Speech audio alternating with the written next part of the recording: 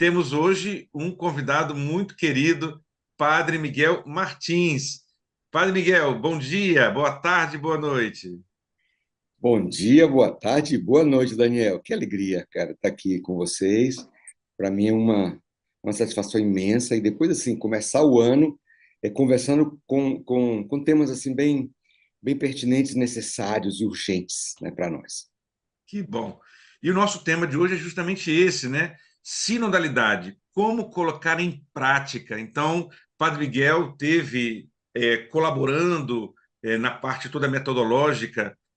Nós sabemos que o Papa Francisco, de formação jesuítica, é jesuíta, né, de formação, e com isso ele vai levando as contribuições muito ricas que tem no âmbito dessa tradição, eu vou dizer assim, entre elas a própria conversação espiritual. Eu até pedi depois que o Padre Miguel falasse, conta para a gente, desde pequeno, como é que foi essa história mesmo, desse despertar essa vocação, depois, nesse âmbito dessa vocação religiosa, sacerdotal, né, presbiteral, a própria, o compromisso com a prática, com a promoção da justiça e da paz.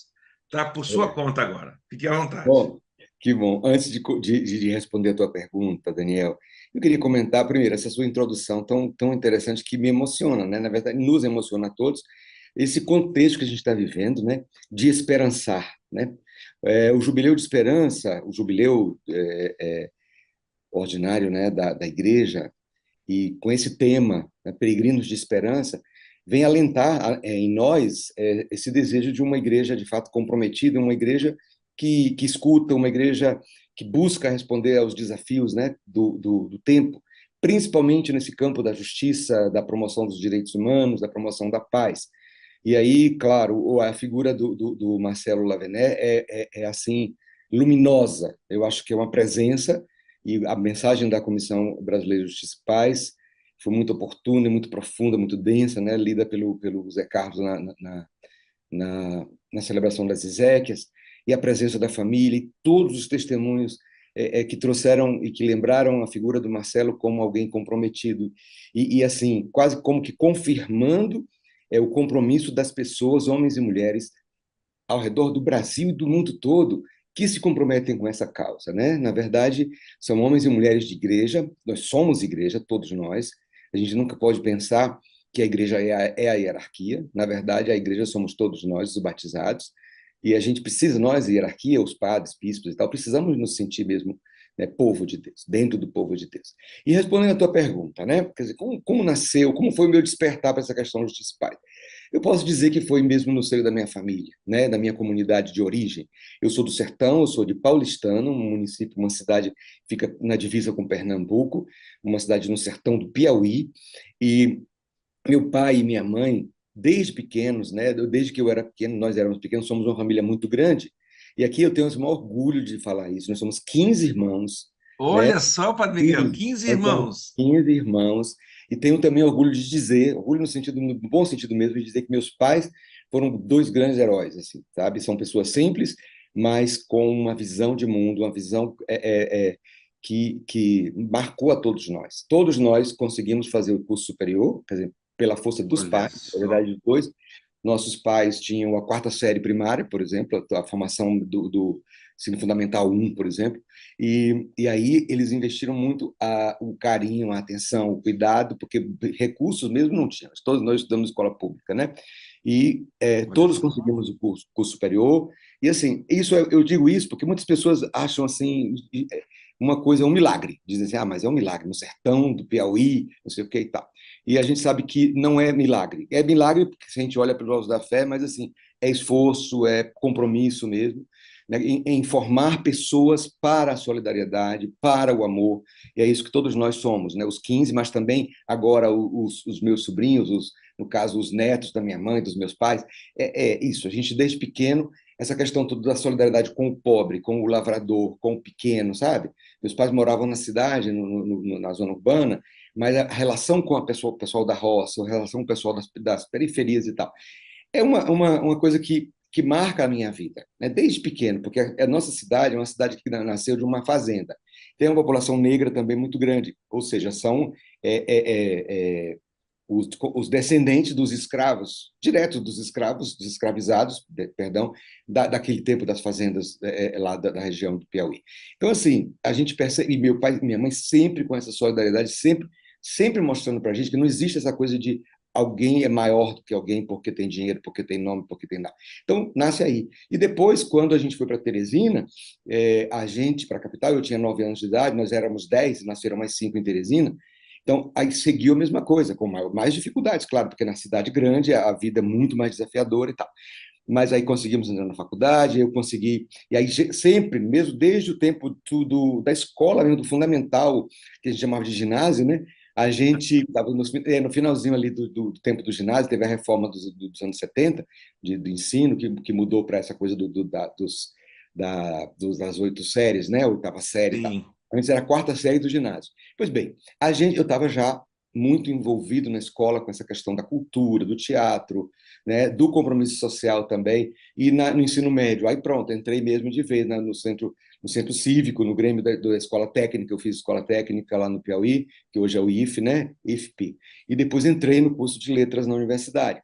Então, e militância estudantil também, no curso de letras. Assim, o nosso compromisso, quando eu falo nosso, é nós todos irmãos, sabe? É tão interessante que eu tenho também orgulho de dizer e alegria de dizer, por exemplo, nessa fase toda do obscurantismo que a gente viveu, né, com essa hegemonia, podemos dizer assim, de uma direita, extrema direita, e que a gente resistiu, sabe? E eu fico impressionado como é que a gente conseguiu sobreviver por conta mesmo do compromisso, né, da sociedade civil, das instituições do Brasil, né? Eu acho que a gente assim como eu dizia, eu tenho o maior orgulho de dizer que a gente, nós os 15, né, desses 15 filhos, nós não temos nenhum que seja desse movimento de direita, de extrema-direita, que todo mundo tem essa Olha visão só, social. que Não é coisa uma coisa, boa. quando a gente vê as famílias divididas e tudo mais. Pronto, resumindo, aí também uma coisa, na minha adolescência e juventude, enquanto na escola, na universidade, eu estava nesses movimentos todos, na comunidade eclesial. Aí sim que já estamos falando nesse âmbito do compromisso de uma igreja que olha para tem essa perspectiva do Vaticano II, de Puebla. Quer dizer, imagina, eu com 17 anos, 18 anos, a gente já estudando os documentos da igreja, ou uma coisa que agora a gente vê que a urgência e ninguém faz isso, né? Os grupos de jovens, os movimentos não estão ligando muito para essa questão da doutrina social da igreja, do compromisso social, mas isso a gente pode falar um pouquinho mais depois. Mas assim, então na minha comunidade eclesial da Paróquia de Cristo Rei, lá na periferia de Teresina, a gente era comprometido. A gente tinha um centro cultural, a gente tinha um teatro, a gente tinha um movimento de música, de cultura de modo geral, tanto que hoje, por exemplo, posso só citar o maestro da Orquestra Sinfônica de Teresina do nosso grupo de jovens. Tem Olha políticos, tem só. pessoas da cultura e tudo que era daí desse grupo, né? Ou seja, como a gente vê no Brasil inteiro, né, grandes figuras políticas, grandes figuras da cultura, que vêm das comunidades eclesiais, e do movimento político também, fé e política. Tá. Então é isso, meu compromisso pela justiça desde pequeno. Então, assim, a gente fazia mutirões para construir as casas dos pobres na periferia. Eu lembro que a gente ia, eu com 18, Olha 19 anos, só. um grupo de jovens, a gente juntava todo mundo, íamos lá de uma comunidade, né, ali, chamava Vila São Raimundo, que a gente ia ajudar a construir casas de taipa, que era mais simples de construir, com barro, com pedra, com aquelas varas de taipa, a gente construía junto com o povo, né? Bonito demais. Então, assim, eu acho que aí o despertar foi esse, e claro, para o exemplo dos meus pais, meu pai sempre foi, e minha mãe também, muito comprometidos com essa questão da solidariedade. Com certeza também herdaram dos seus pais, das suas famílias. Isso é que a gente chama de tradição. Eu quero falar um pouco sobre isso depois. Mas é isso, obrigado por me oportunizar. Eu só queria dar uma citação. Recentemente, a gente visitou, depois de muito tempo, eu fui visitar minha cidade de origem, e assim, foi aniversário da minha madrinha de batismo, pessoa linda e assim, luminosa demais, linda demais. A gente celebrou lá e fui visitar o sítio que a gente estava, outra comadre da minha mãe, comadre lá no sertão mesmo, onde a gente passava as férias, lindo demais, assim, e ver como esse povo, essa população continua resistindo, continua seguindo a sua vida e com esses valores, sabe? De amizade, de amor, de carinho, essa simplicidade que exala de fato o carinho de Deus para mim, entendeu? É isso, né? Que coisa boa poder escutar toda essa partilha, Padre Miguel, e transbordar e me fazer remeter também a minha própria experiência, né? E Uhum. te ouvindo, eu entendo completamente, então, como que foi esse seu engajamento para o sínodo da sinodalidade, porque, de fato, vocês já estavam naquela fase, nesses inícios aí das comunidades, na pastoração, vivendo plenamente a sinodalidade que agora, com toda a coragem, Papa Francisco retoma, né, no coração da igreja com esses sínodos, né? Que Deus seja louvado. Então, esse despertar da consciência a partir dessa participação efetiva no movimento estudantil, a partir da família também. Coisa boa, Padre Miguel, saber que, de fato, desse chão, de onde não se espera, onde vem a luta, né, e a importância sempre, sempre, sempre dessa dedicação dos pais, né, de cada um, de cada uma, que pode estar fazendo o possível para estar junto com a comunidade e, ao mesmo tempo, sabendo que a solução não é só para um, mas é uma solução que pode estar efetivamente é, atendendo a demandas de tantas pessoas e sempre a partir dessa nossa fé. A nossa fé nos implica necessariamente nesses espaços, né? E aí a gente pode entrar, então, já, eu acho que meio que a sua partilha, né, desse despertar já trouxe para nós todo o caminho em relação à própria questão da sinodalidade, né? Então, nosso programa geralmente ele tem aquele caminho, né, do método ver, discernir e agir. E aí a ideia, então, que você pudesse compartilhar conosco nesse primeiro momento, né? Você que esteve nesses dois momentos do sínodo, né? Que foi essa experiência, né? Como que foi essa vivência e que práticas foram essas? E depois a gente vai avançando em outras reflexões a partir daí, para que a gente possa dizer, né? Por que o Papa Francisco chama um sínodo sobre sinodalidade? A igreja no mundo inteiro estava deixando de ser uma igreja povo de Deus, afinal de contas, Padre Miguel. Explica para nós essa história direitinho, por favor. Bom, eu tenho uma alegria de comentar isso, porque, veja, se a gente olha a história do Papa Francisco, o Papa Francisco é filho do Vaticano II, o Papa Francisco é filho da eclesiologia da América Latina, da Igreja da América Latina. Então, é interessante como o Papa Francisco, quando ele assume, né, o cuidado da igreja como pastor, como bispo de Roma e responsável por ser essa referência de cuidado da igreja no mundo inteiro, ele traz essa história, né? Como você também evocou a nossa história, que é a minha e a sua, né? De compromisso, Uhum. que é daqueles que estão nos ouvindo. Nossa história tem um chão.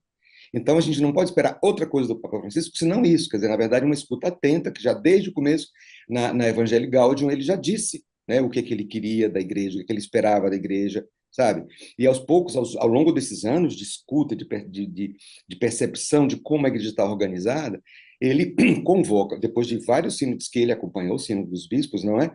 Ele convoca a igreja para um sínodo especial, podemos dizer assim, diferente na sua execução, na sua vivência, que é esse sínodo que colocou mais ênfase no processo, né? Então, em três etapas, podemos dizer assim, o sínodo em três etapas.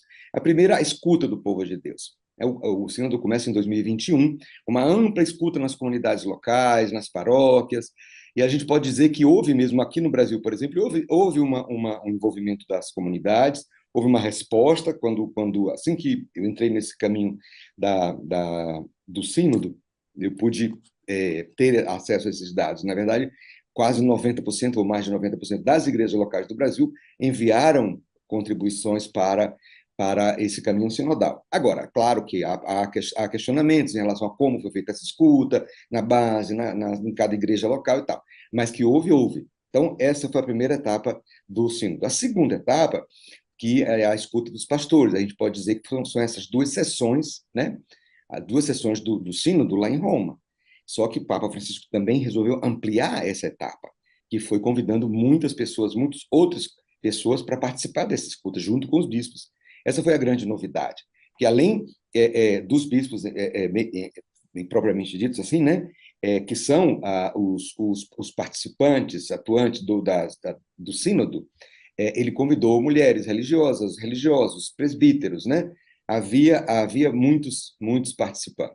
Então, assim, mais de 300 ao todo, 380 participantes, dos quais 90 e tantos, ou quase 100, eram não bispos, né? Ou seja, homens, mulheres, presbíteros ou religiosos, religiosas, e leigos, né? Leigos aqui do Brasil, por exemplo, foram duas leigas que eu posso testemunhar aqui, que deram uma contribuição impressionante, que foi a Cristina, da Caritas, e a Sônia, das SEPs, né? Ou, perdão, do CNLB e das SEPs, claro. Ela é a presidente do Conselho Nacional do Laicato do Brasil. Então, nessas duas sessões, eu também pude acompanhar, porque eu acompanhei a mesa de língua portuguesa, né, as nossas partilhas lá. A gente pode falar um pouco do método mais especificamente mais na frente. Mas então três etapas. A primeira etapa, a escuta do povo. A segunda etapa, a escuta dos pastores, junto com o povo também, reunindo toda a escuta que recebeu do povo. E depois a implementação, que é a etapa em que nós estamos agora. Porque tem pessoas que pensaram assim, o sínodo acabou. Não, não acabou. É interessante lembrar isso. Nós estamos na terceira fase do sínodo, na terceira etapa, que é a etapa de implementação. Isso está no regimento do documento que regula o sínodo, né, que é Episcopalis Communion, né, que regula e diz, olha, depois do sínodo tem a implementação. E nós temos um sínodo especialíssimo, porque foi uma escuta ampla. Nunca, por exemplo, na história da igreja, a gente tem um documento, e a gente pode já antecipar isso, o Papa Francisco, ele acolhe o documento final como magistério seu e da igreja. É um manifesto Deus pontifício seja para a louvado. igreja. Entendeu? Isso a gente pode comentar um pouquinho depois. Mas eu queria enfatizar isso, né? É um sínodo que nasce da necessidade, da urgência da igreja de escutar, né? De dialogar com seus membros. Porque, assim, a gente não pode pensar, isso é uma coisa que a gente precisa ir superando aos poucos, e eu acho que a gente já estava superando, mas houve como que um parêntese aí no caminho, né, que é assimilando, como quando eu falei, por exemplo, da minha infância e adolescência, que a gente vivia isso, a minha catequese já foi Exatamente. exatamente no tempo do Vaticano II sendo implementado. Eu lembro que o meu pároco da minha cidade, lá no sertão, o padre Otto, era um alemão, um missionário alemão super comprometido, já faleceu também, e a catequese que a gente já vivia lá já era essa catequese do compromisso, né? Um Jesus, uma visão de Deus muito mais perto da gente, sem saindo um pouco dessa questão doutrinal puramente, que é um pouco o que a gente tem que perceber, que a igreja tem um compromisso com a humanidade, né? Com a promoção da vida humana. E às vezes a gente não pode se perder, é claro que a doutrina, a teologia, o aprofundamento de verdade da fé, tudo isso é muito importante e a gente não pode negligenciar isso. Pelo contrário, a gente precisa aprofundar isso. Mas aprofundar desde uma perspectiva do compromisso, de uma teologia comprometida com as dores do povo, com as alegrias do povo, com a cultura popular, com tudo, né? Ou seja, com o ser humano. Bom, então a gente sentia a necessidade disso. O Papa Francisco, muito sensível, que assim eu posso testemunhar. Eu estive pelo menos 5 vezes pessoalmente com o Papa Francisco, e assim, gente, só não. Eu vou dizer uma coisa que eu ouvia sempre na minha infância, que é assim: só não ama o Papa Francisco quem não conhece o Papa Francisco, entende? E quem não quer conhecer. Agora, eu digo com toda a minha sinceridade e com transparência que eu acho que a gente precisa também ser muito honesto com o que a gente pensa. Quer dizer, a postura dessas pessoas que criticam o Papa Francisco é a dos fariseus do Evangelho. Não querem acolher o Evangelho, certo? O Evangelho na sua beleza, na sua simplicidade, na sua singeleza e principalmente no seu profetismo. Jesus era profeta, né? Então Jesus, essa dimensão profética de Jesus, de denunciar as injustiças e elevar o ser humano à estatura daquilo, né, da imagem e semelhança de Deus, essa é a missão da igreja, entende? Então, assim, não tinha como não ser assim. Então, o sínodo foi isso, e foi lindo, foi maravilhoso, sabe? A gente não pode, é interessante isso também, muitas vezes a gente se deixa captar pelas vozes, pelo barulho que esses grupos assim fazem, ou que a mídia pouco comprometida com o evangelho de fato, né, faz, que é essa coisa de achar que a igreja se perdeu, que a igreja não. Eu escutei uma pessoa me parou depois da missa e me disse que é uma heresia, que o Papa Francisco está equivocado, essas coisas, sabe? Então, assim, é bom que a gente pense bem antes de fazer essas acusações, porque a gente está negando o próprio evangelho, sabe? Então, assim, para um pouco fechar essa primeira questão, por que o Papa convoca o sínodo e o que esse sínodo tem de especial? que é exatamente o sino da escuta, né? Uma escuta geral, tanto nas bases como também os próprios pastores puderam se escutar uns aos outros e escutar o povo.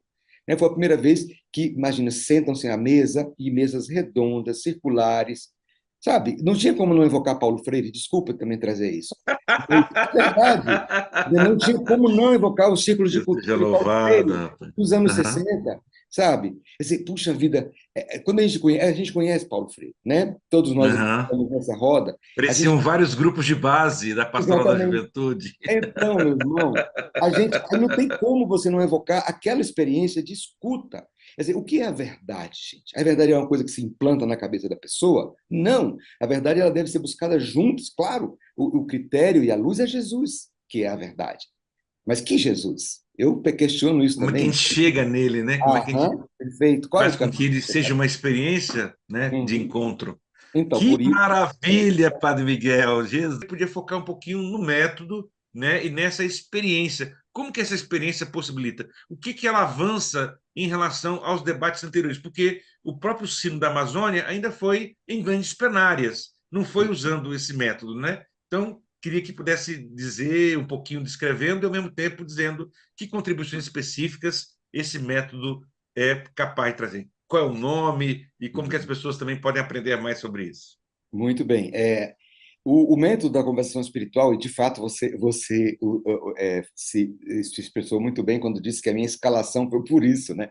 Porque, por exemplo, é verdade. Eu não sou, por exemplo, eu não sou teólogo de profissão, eu não exerço a teologia com pesquisa, com aulas, eu não sou professor de teologia nem nada mais, eu tenho uma experiência bastante significativa nessa área da escuta e do acompanhamento espiritual.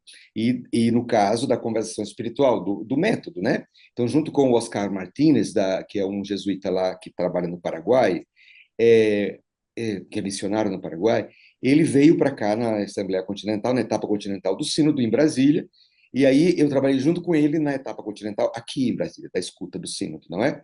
E assim, o método, e você falou também, se referiu ao Sínodo da Amazônia, e de fato é verdade. É verdade que a experiência da Assembleia Eclesial na Amazônia, daqui na América Latina, e o próprio Sínodo da Amazônia, é, influenciaram e tem uma influência grande na própria concepção do sínodo e na ideia do Papa Francisco de convocar esse sínodo. Mais uma vez, olha só, a Igreja da América Latina e do Brasil influenciando, ajudando a pensar a igreja no mundo inteiro, porque a experiência do sínodo é uma experiência do mundo inteiro, da igreja nos vários continentes, né? Então, esse processo de escuta bastante ampla, e o método vai ajudar a exatamente sistematizar essa escuta. Primeiro, fazer a escuta, né? Então, o que é o método da conversão espiritual? Eu vou tentar aqui explicar rapidamente, porque depois já existem também publicações em relação a isso, e é necessário até que haja mais pesquisa e estudos, inclusive cursos, oficinas nas comunidades, nas dioceses, e isso, com certeza, os bispos que participaram desse processo todo no sínodo. Quando eu falo os bispos que participaram do processo do sínodo, eu não estou falando dos bispos que foram para Roma, dos bispos que estão ali na base vivendo todo o processo sinodal, que não são poucos. Muitas vezes a E nós impressão que também na dá Assembleia que Eclesial da América Latina utilizamos, mesmo à distância, o é método isso. da conversação, né? Está Daí vem vendo? a minha experiência. Tá vendo, meu querido? Então, veja só. Então, assim, a conversação espiritual, a gente pode chamar de diálogo espiritual, conversação espiritual, conversa no espírito. A nomenclatura não é tão importante, mas eu digo o método, o que é? E por que está muito relacionado com os jesuítas? Não é uma coisa exclusiva dos jesuítas. Essa coisa da conversação espiritual sempre aconteceu na igreja, desde o caminho de Emaús, tá? Está lá no Evangelho. O que Jesus faz com aqueles discípulos? Ele escuta, e mais uma vez, não tem como eu não ligar a conversação espiritual e a escuta ao próprio Paulo Freire. Né? Quer dizer, assim, sabe? O que Jesus faz? Ele entra ali como anônimo, vai caminhando com os discípulos, faz uma história, revê a história, a memória do que aconteceu. Não era necessário isso. Ajuda aquelas pessoas a lembrarem, a recuperarem, inclusive, a esperança. E a gente está precisando muito fazer isso agora, nesse momento. né, que nós estamos vivendo, bom, já é outra janela que a gente pode abrir, tudo que a gente vivenciou nos últimos anos no Brasil, né? Quando eu falo últimos anos, eu falo mesmo do Vaticano para cá, por exemplo, porque a gente já viveu ditadura, repressão, prisão, exílio, tudo, né? E depois a reconstrução da democracia, o compromisso. Bom, fecha o parênteses e vamos voltar para a conversação espiritual. Então, veja, porque são muitos temas que perpassam a nossa conversa aqui, Daniel, não tem como, né? Pois bem, e aquele questão, e bonito também, que essa devolutiva que você faz ao longo da conversa, dos comentários e tal, que a gente percebe que os que estão assistindo a gente, você que está ouvindo a gente agora, quer dizer, vocês estão participando da conversa também. Bom, então, voltando aqui para a conversação espiritual, é exatamente isso. E essa escuta, a gente precisa estar na base. Por que isso? Porque não está havendo escuta. Isso a gente sejamos honestos também. As nossas paróquias, nossos grupos, nossos movimentos, muitas vezes, dão muita palavra ao que tem o poder, ao que tem que está na hierarquia ou do movimento, ou do grupo, ou da diocese, ou da paróquia, e o povo, né, assim, as pessoas, os membros daquele grupo, daquela diocese, daquela paróquia, acabam ficando assim passivos, uma postura mais passiva, né? Nada menos cristão do que isso, né? A igreja nasce, né, na escuta, entendeu? Desde o Concílio de Jerusalém, do capítulo 15 lá dos Atos dos Apóstolos, que a gente tem essa escuta, sabe? Bom, o que é que a gente tem feito? A gente tem o que é que os jesuítas fazem e a espiritualidade nascendo nos últimos 5 séculos, o que que a gente vivencia? Exatamente a escuta na oração pessoal, porque é muito importante que o que a gente não pode esquecer é essa dimensão da oração pessoal, de uma vida espiritual, sabe? Que muitas pessoas negligenciam, acham que vida espiritual é simplesmente ficar falando de Jesus, de Deus e tal, e louvor, e adoração, e tanta coisa que às vezes é um consumismo espiritual ou devocional que às vezes não traz, né, E não consistência, preenche a não sede de preenche. Deus Com que certeza, com temos. certeza. Então, por exemplo, a experiência que a gente, aí eu já evoco também a experiência das comunidades de base, né, da minha época e agora também. Eu acabo de chegar de um encontro lá em Santa Maria, no Rio Grande do Sul. A Íria participou, foi uma das organizadoras. Encontro lindo demais, a gente percebe que as comunidades estão aí, agora só precisam mais visibilidade, que a própria igreja reconheça isso, que os bispos, a CNBB. É muito importante que a gente perceba e que a gente, de fato, reconheça e amplie o espaço de escuta, né?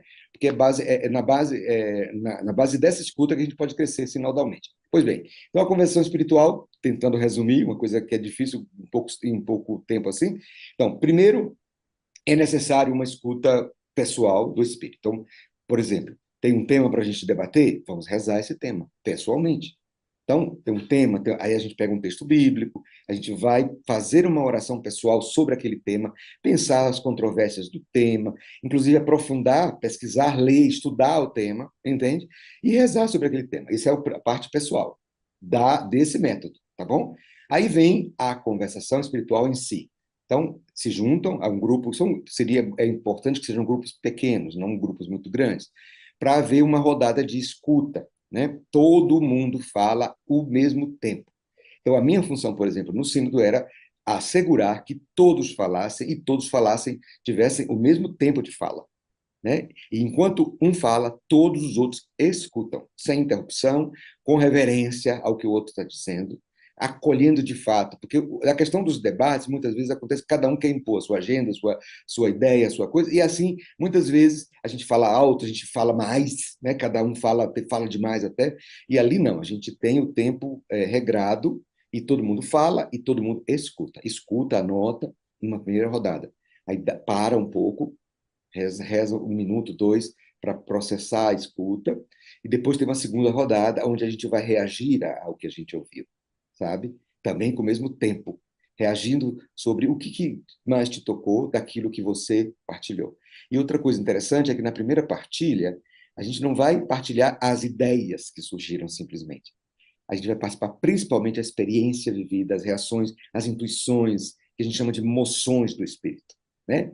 Então tá. Então aí depois das moções que a gente da primeira rodada, vai para a segunda em que a gente reage ao que cada um falou e vai anotando também. Geralmente tem uma pessoa que vai fazer essas anotações para tentar sistematizar depois. E na terceira rodada, na primeira rodada, escutar e falar. Segunda rodada, refletir o que o outro tocou em mim. né? É a coisa do reflexo mesmo. A palavra reflexão é isso. Alguma coisa me tocou e eu reflito.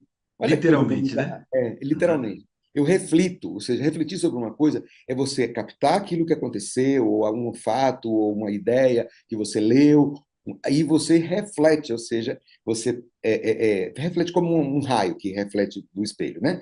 Então, a segunda rodada seria essa reflexão. E na terceira rodada, seria também escutar a todos sobre para onde o Espírito nos conduz, ou quais são os consensos. O que foi mais assim evidente ou mais recorrente na nossa partilha? Pronto, e aí isso a gente leva para o plenário, ou para a congregação geral, no caso lá do sínodo foi assim. Havia os círculos menores, né? E depois a congregação geral, que era quando as pessoas se inscreviam para falar, de maneira mais livre. Tá? E não se tratava apenas de relatório, porque o relatório a gente mandava para a secretaria. Todo grupo Sim, fazia o sim. relatório, mandava para a secretaria poder, e a secretaria, a equipe de redação, tentar juntar as ideias e compor o documento final. Então, na base, nas paróquias, nos grupos, nas comunidades religiosas, estão vivendo já isso muitas, eu posso testemunhar isso, porque muitas vezes as pessoas me convidam para ajudar a pensar o método, não é? E há outras pessoas no Brasil que trabalham com esse método, muitas pessoas, muitas, né? E a gente está, assim, vivendo esse despertar do espírito, essa renovação. Então, assim, houve também uma queixa, assim, algumas críticas sobre o método, no sentido de que não aprofundava, não discutia, né, não tensionava tanto as questões como nas assembleias. Nós somos herdeiros dessas assembleias, né, Daniel? Né? Quando a gente vai, Exatamente. Movimento é estudantil, briga, então. conflito. Então, agora a Pastoral de Juventude tão linda no encontro, né, que a gente vê que está viva, eficiente, dizendo, Vibrante, né? conversando, gritando, Uhum. exatamente, como as SEBs, né? Então, assim, é tão bonito ver isso e tão esperançador para nós. E a gente quer trazer aqui para vocês, sempre, sempre, sempre, temas importantes para que a gente possa estar se animando. Nós nunca podemos perder a perspectiva do nosso batismo nesse caminho que a gente está fazendo aqui. Quero agradecer muito a cada um e a cada uma que participou. Olá, ouvintes! A leitura do Evangelho hoje é Marcos, capítulo 4, 35 a 41. Jesus e os discípulos estão no barco atravessando o mar da Galileia. Jesus dorme durante uma tempestade de fortes ventos. Os discípulos o acordam e perguntam: Mestre, estamos perecendo e tu não te importas? O texto nos informa que os discípulos não compreenderam a pessoa de Jesus. Eles perguntam: Quem é este para que até o vento e o mar lhe obedeçam? Diante desta incompreensão e do medo, Jesus questiona: Por que estás tão amedrontados? Ainda não tendes fé? O evangelista Marcos está escrevendo para a sua comunidade, para animá-las diante do medo que elas devem enfrentar por causa de tantos sofrimentos e, sobretudo, as ameaças vindas do governo opressor do Império Romano. E era pelo mar que chegava a legião de soldados romanos em suas embarcações. Ao enfrentar os ventos e tempestades no mar, o evangelista está nos dizendo que Jesus enfrenta o poder romano, enfrenta a ideologia que destrói as vidas humanas. Nesta narrativa, cheia de simbolismo, o evangelista levanta a questão para os cristãos de seu tempo por volta do ano 70, quando viviam aterrorizados diante da iminência da guerra e destruição de Jerusalém. O Evangelho está a encorajar os cristãos e cristãs, dizendo: mesmo diante das dificuldades, se tivermos fé, teremos a força de Deus para lutar por uma vida melhor. Teremos Deus a nos libertar dessas tempestades. Estamos todos nessa barca e devemos enfrentar as tempestades da vida. Coragem, pois Jesus está dizendo: não tenham medo. É importante observar que, em toda a Bíblia, Deus está sempre a nos encorajar. Não tenha medo. Desde o livro do Gênesis, passando pelos profetas e no Novo Testamento, ele sempre diz: não tenham medo. eu estou aqui. E no texto de hoje, quando Jesus levanta a questão por que ter medo, nos pede uma atitude ativa e não passiva, pois o medo paralisa. Como diz Santa Teresa d'Ávila, o medo é o contrário da fé em Deus. O medo nos impede de fazer valer, já neste mundo, o sonho de Deus para a humanidade. Quando Jesus pergunta por que estão com medo, ele está nos pedindo ações proféticas, coragem, fé, para enfrentar as tempestades da vida, inclusive enfrentando os poderes hoje que destroem a vida humana, que destrói a dignidade da vida humana, que promove a miséria e a fome. Portanto, neste período do tempo comum, a liturgia nos pede coragem, fé, que sejamos profetas e profetisas de nosso tempo. Amém.